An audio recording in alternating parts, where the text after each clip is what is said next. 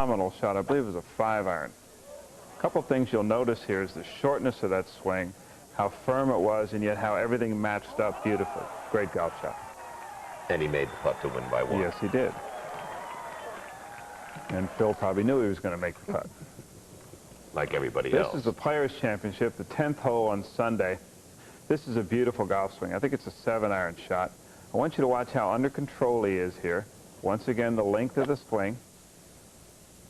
Perfect balance. This shot went right over the top of the flag, spun back to a position even you could make this putt. Yeah, and maybe with a second chance. You can make that one. I'm giving you that one. Thanks, Butch. This is one of the best shots of the week at Augusta. A beautiful shot down the hill, slight little draw. Once again, watch how everything matches up. That's the key. Unwind of the body, release of the arms, arms in front of the body, perfect balance, little draw, takes the right to left spin, almost goes in the hole.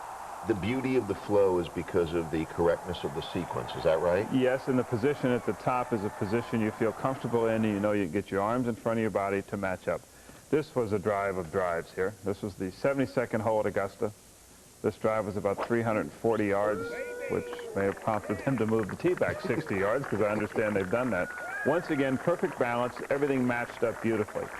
The reason I keep saying that is we're going to show some other pictures of where this doesn't happen. I'm going to explain to you the difference. This is the 5th hole, par 5, this year at Memorial. This is a 2-iron shot, I believe, 240 yards. It said 3, but I believe he hit it 2. And it was 249 actually also. Once again, watch the shortness of that. Never really got to parallel. Arms, club shaft, body in perfect sequence as it comes down, a perfect shot. When you two are working together on his golf swing and you're in one of these peaks period, what do you do to maintain it when it's already working? Well, the key is to understand the positions you're in. Know the positions you're in, how you get there, and you try and continually do that. For a person like myself, and I've said this to you before, the days of me teaching Tiger Woods anything are really long gone. Tiger Woods is a great student of the game. He understands his golf swing and what he's trying to do. My job is really to be his eyes, to stand outside of his body. I know the positions he's trying to create where he plays his best. Yes, you're in that position. No, you're not. This is what you're doing not to get there. This is what you need to do, how to get there. He doesn't need anyone telling him what to do, really, in reality. He understands the golf swing. He just wants you to check his positions for him. When he's having a valley, and we'll look at that in a moment, how much of our perception of...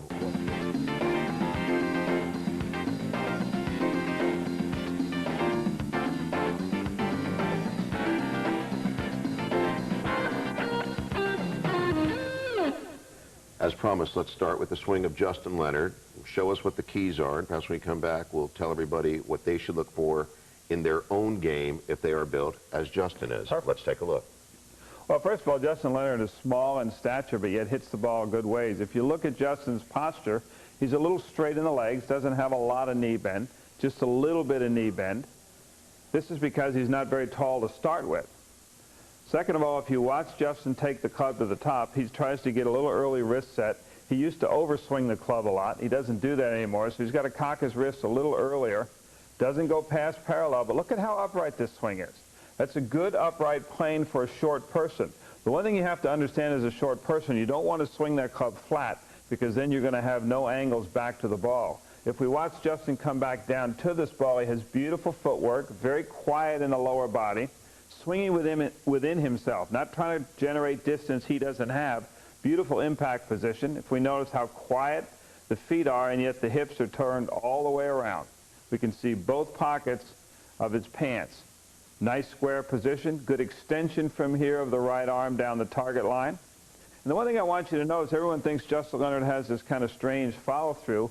Well, it's just a reaction as he goes through. He's in a perfect follow-through position here. Then he just lets his arms kind of relax and collapse, and that's why he gets into that position. Nice spine tilt, still a nice tilt in his spine. So what we've seen is we've seen a guy built a lot like you and I, probably in a lot better shape than you and I, but he's tried to get the most out of his swing.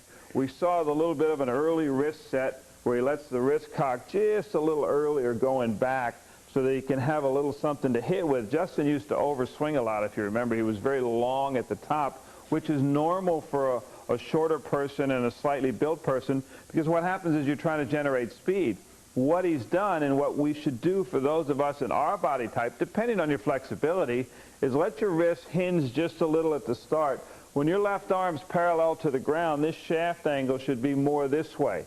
You don't want to feel like this shaft is here, nor do you want to feel like you've taken this club behind you. This creates a flat arc. We're not very tall, so we're going to try and get the best arc we can get. We're going to try and get our left arm up in a little better position here so we can get our arms in front of our body better.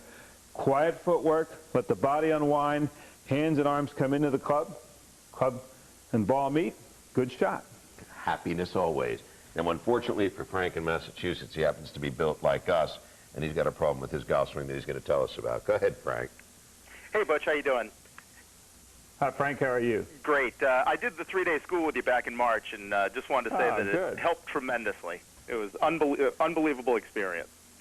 But I'm still struggling a bit in that, especially off the tee, I tend to slide through the ball and get my head in front of the ball, which causes me to hit kind of a block fade to the right. And was wondering if there was anything that you could recommend or any drills I could do to try and keep my head behind the ball more, just so I'm not pushing it off to the right. Peter, I'm sorry, I couldn't hear a word Frank was saying. Okay, Frank is getting ahead of the ball, particularly with his upper body and his head, and the ball's going to the right because the club face is never getting square. What can he do to fix it? Okay, Frank, what you have to do is you have to get yourself and make sure that on your backswing that you're allowing your head to get behind your ball. In other words, if you're shoving the ball to the right because you feel you're in front of this shot, what you need to do is make sure you get behind the ball on the backswing. Always remember to let your weight go in the direction that the club head's going. As your club head goes to the back, your weight goes to the inside part of your right leg, then you can come back down, because you can't stay behind something you don't get behind. The next thing I would tell you, on your downswing, don't be so aggressive with your hips and your feet. Try and get your arms in front of your body more. That way your hands and arms can release. Almost feel like an impact that you're in a flat-footed position this way, and your arms pass and your body follows. If you're losing that shot to the right, your lower body's outrunning your arms, head getting in front, and you can't ever catch up. Quiet your footwork down, feel like you speed your arms up, you get that ball out of right field. When can players who are our size feel like there's a time that it's okay to move this as quick as possible as you started your swing back towards a target? Well, it's a sequence, Peter. What happens if you make a proper backswing, and this is an important thing too, if you're going to try and work on lower body rotation, you have to make sure you've made a proper backswing. The proper backswing is let yourself turn behind the ball, let your weight get to the inside part of this right foot, and as you come down, the first motion is a weight transfer back to the left. That's the unwinding of the left hip, left knee, which lets your arms get in front of your body, and then everything naturally goes together. What happens is a lot of people tend to hang on their left side and then spin like that, moving their hips fast. They'll get no hit at all. You laugh because you've done that. I would never make a swing like that. When we come back, the handle of the club swings first, like this, and they spin the whole backswing trying to catch up. What you want to feel is that this club head goes first. Club head starts to move just before the hands do, very similar to a waggle. You waggle a golf club like this. Well, your waggle is nothing more than your backswing with a little turn in it. So if you can get in the habit of letting the club head go first, you'll get a nice wrist cock as you take this club back, and then you won't struggle by starting this way and at some point in time having to change over at the top. some of us who try to start the club head away make mistakes where we let our hands start to roll and have trouble keeping it on our ideal plane. How do you address that for us? Good point. I would have you take a club and put it on the ground when you practice, pretty much behind the golf ball like this, straight back, and realize that if you make a proper wrist cock, your club's actually going to start right on that shaft this way. If you take the club too much to the inside, that's not going to happen. So what you're trying to do is let your club, it feels like you're going outside, but you know that this is straight back. You start this right on this shaft, your turn then takes you in, and you go to the top of your swing. It'll help you tremendously. And that keeps you from being handsy, and that's the check point. Well, it keeps you from taking the club way around on the inside or way up on the outside, because you've got a visual of how you're trying to start this club just this way. We come back, we'll start to take everybody's calls in just a moment.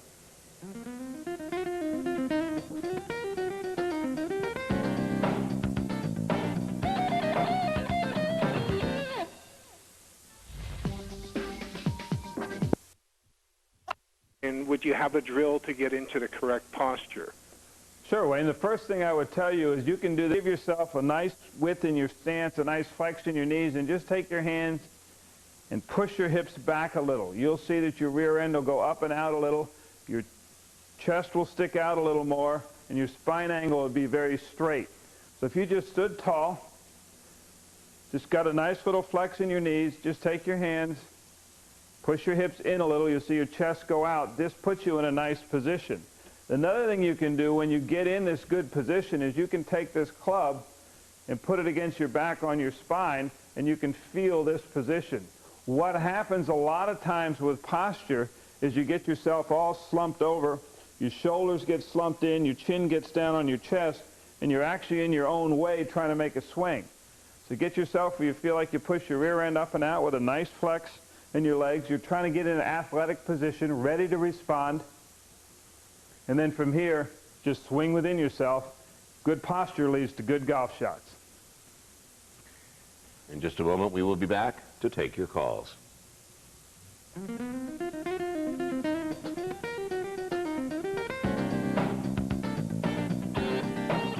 Or over parallel, or what is your idea on that? Okay, when in reality, a lot of it depends on your flexibility.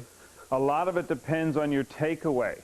You'll see a guy like John Daly who swings way past parallel and still hits the ball good, and then you have a guy like Jeff Sluman who doesn't get to parallel. I think the important thing on your takeaway is if you get your wrist cock in there a little earlier, in other words, you get a little earlier wrist set, you're not going to have to swing as long. You've created a better leverage. The reason this works good, because you can keep your right hand, if you're a right-handed player, away from your head. You keep this out away from your head, it's easier to get your arms in front of your body on the way down. If you swing past parallel without being double jointed or something in this thumb or your wrist, everything is breaking down here. Now your hands are in close to your head when you come down, and you've got to throw this club at the golf ball. So the big key, I would think, is a little wrist set it off the ball, and then feel like your hands are as far away from your head as they get. If you get to parallel, that's fine. If you don't, you've made enough wrist cock to allow you to have something to hit the ball with. But if you get that early wrist set and you're making a good turn, your body doesn't really want to go to parallel, does it? No, it doesn't. And people get in trouble by trying to make what they call, a one-piece takeaway. This type of thing. And what you see when you get to here, the only place you can go is in from there. I'd rather see you take, if you want to, exaggerate this a little, feel like your wrists hinge more this way, and then don't do anything but just turn your shoulders. If we did it in a drill, if I told you to tee up some balls, pick your wrist straight up like that, turn your shoulders, you'd be in a perfect position every time. And that's the feeling of letting the club head go first, a little wrist cock, and a nice turn sets you in a good position at the top. Let's find out what Roger in Texas wants to kick around with us. How are you tonight, sir? Great. How are you guys doing? Very Hi, well, Roger. thanks.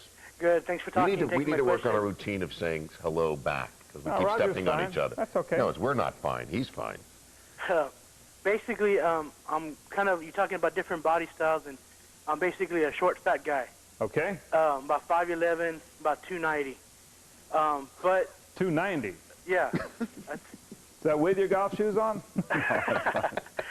but what I've done lately is I've widened my stance a little bit, and I'm hitting the ball very, very well, making good ball contact. But by doing that, I've lost quite a bit of distance. And I was wondering, is there anything I can do? I would think that a bigger body would have more leverage or more, something like that. Is there anything I can do to get that distance back? Well, first of all, Roger, one of the reasons widening your stance helps you if you take a setup is that if this was my normal setup, this is where my head is right here. By widening the stance, the head automatically drops behind the ball. That helps you get behind your ball before you start, and that's good because at your height and your weight, you're not going to be as flexible as a thinner person. So what happens, because of the bulk of your body, you don't get to make as good a turn. What you have to watch out for by turning is you don't want your hips and shoulders to turn the same amount. So I would have you really practice an early wrist set. That way, because you don't swing as long as other people and you don't turn as much, it gives you a lot more to hit with coming down.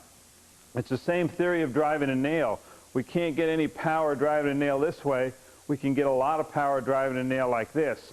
Well, if the ball is the nail, we can't get any hit going this way. So if we can get an earlier wrist set and then just turn to the best of your ability and then unwind back into it, that's going to help you get a lot more solid contact. Now let's try this again. We've got Steve in Ohio. How are you, Steve?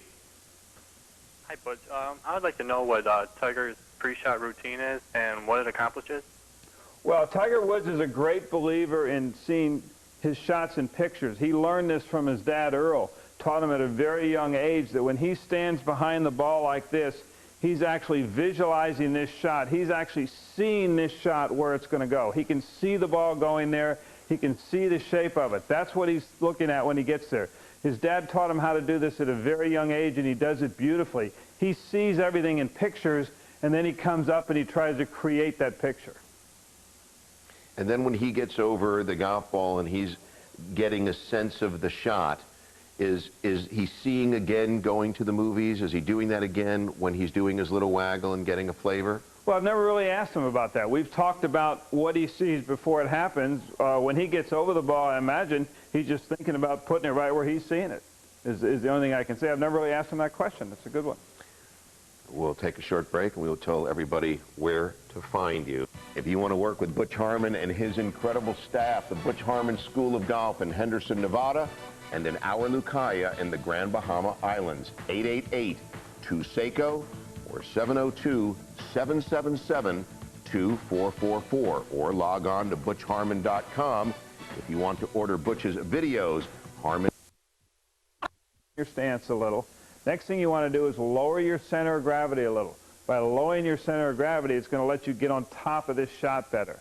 The keys that you do coming into it, and you have to be pretty strong to do this, Brian, because you've got to have a strong left wrist, because we've got to get a bowed position of this left wrist at impact. So you've got to have strong forearms, strong wrists to get to this position. Swing-wise, what I would have you do is feel like you're going to cover this ball more with your right side as you come down. A little taller with your right side, almost feel like your head's a little bit in front of it. And as you get tall with your right side, good extension of your right arm after impact. You're bowed here, you extend through and let your weight go through. The big key is when you move the ball back in your stance like this, you've got to make sure you finish your turn going back and then really feel like you stay tall with your right shoulder, with your right hip. What I call nose in front of the ball just a little, and then just go ahead and go through. The low stinger. It's a fun shot. If you'll practice it, it'll really help your game. You just talked about your normal ball position. How do we find our normal ball position? Well, everyone's different. To generalize, Peter, I like a constant ball position. In other words, I don't like to see people playing 9-iron and wedges from way back here and their driver from way back here, because what happens, the more you move the ball back in your stance, the more closed your shoulders get. The more closed your shoulders get, the more you'll take the ball on the inside. The more you move it up in your stance, the more open your shoulders are at address. You lose this much turn going back, and you open up that much sooner coming through. I'd really like you to play with pretty much a constant ball position, just right in the area of the logo on your shirt, right here by my Nike swoosh. This would be my normal position right here. And if I was playing a wedge shot, it would look like this. If I was playing a driver, my right foot would just extend back. That way we pretty much get in the same setup every time. And you're looking at the ball from the same field of vision each time. Exactly. Let's check in with Don in Hawaii. How are you, sir? Hi, aloha from Hawaii. Hey, Don, how are you?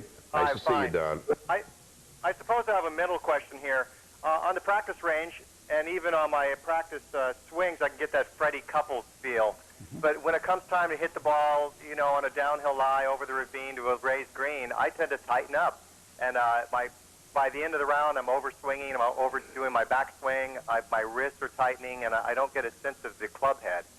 Are there any drills or any training aids or something that can, you know, kind of get me from the practice range through those tough situations on the golf Well, course? Don, one of the other things you'll have to realize is when you're practicing, you're very relaxed. So you don't have a real tight grip pressure. Your muscles aren't tight. You're making a nice flowing motion, turning back and through. You get out on the course, and you see out of bounds and lakes and everything, and you get a little tight. So the first thing I would do is have you check your grip pressure. Make sure your grip pressure on a scale of 1 to 10, 1 being the lightest, 10 being the tightest, should be about a 5 or 6 in that general area. With a little lighter grip pressure, you're going to take the tension out of your forearms, and this is going to allow you to have a little more fluid motion in your swing.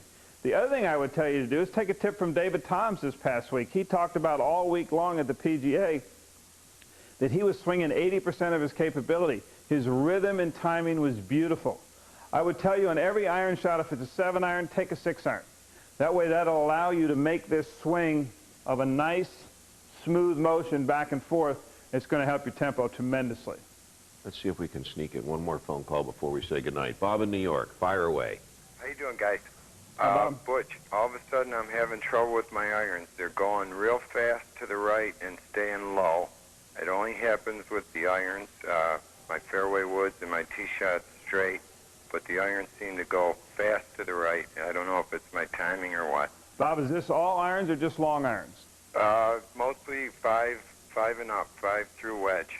Okay, well, what happens to you, Bob, is you're getting out of your tempo. When you get a wood in your hand, you can feel that you're just going to sweep the ball off the ground, or if you're teed up on a tee, it's got a tee on it, so it allows you just to hit it. What I would have you do, very similar to what I just told the gentleman before you, to have you check on your rhythm. Try and swing at about 75 or 80% of your capabilities. Now, how I would have you do that is go to the driving range and tee up about 4 or 5 balls right in a row, and just walk right along hitting these balls at a nice pace. Don't think about anything. Walk up and swing. What you'll find is you'll start to find a rhythm. Once you find that rhythm, your club and ball contact's going to get so much better, and you'll start getting that ball up in the air better. It is a great pleasure to be with you, as always. You never make me work. Petey, I thought when the guy said it was a mental question, he was talking to you. He was, but you jumped on the answer so quick, I figured you were in worse shape than I was. Thank you so much for